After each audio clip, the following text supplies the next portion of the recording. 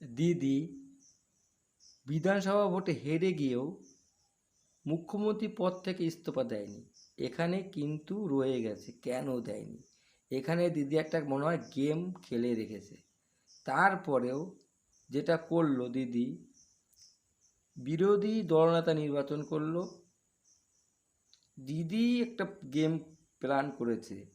বিরোধী দলনেতা হয়েছে সিপিএমের থেকে বহিষ্কৃত ঋতব্রত বন্দ্যোপাধ্যায়। কেন তাকে বিরোধী দলনেতা করা হলো?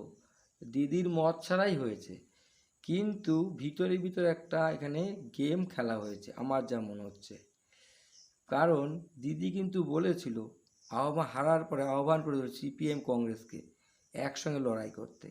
এই বিরোধী দলনেতা নির্বাচনের মধ্যে দিয়ে দিদি কি সিপিএমের সাথে কংগ্রেসের সাথে মিলিয়ে দিল আগামী দিনে একসাথে বিজেপির বিরুদ্ধে আন্দোলন করবে? আমার যেমন হয় এই বিরোধী দল নেতা নির্বাচনের মধ্যে দিয়ে দিদি একটা গেম খেলেছে। কারণ দিদি দল প্রতিষ্ঠা করেছে 1998 সালে 1 জানুয়ারি। সেই দিদিকে ঋতব্রত বন্দ্যোপাধ্যায় বলছে পরামর্শদাতা হিসেবে থাকতে পারেন, আর দিদি চুপ করে রয়েছে, কিছু বলল না। মনে হচ্ছে দিদি এখানে একটা গেম খেলেছে।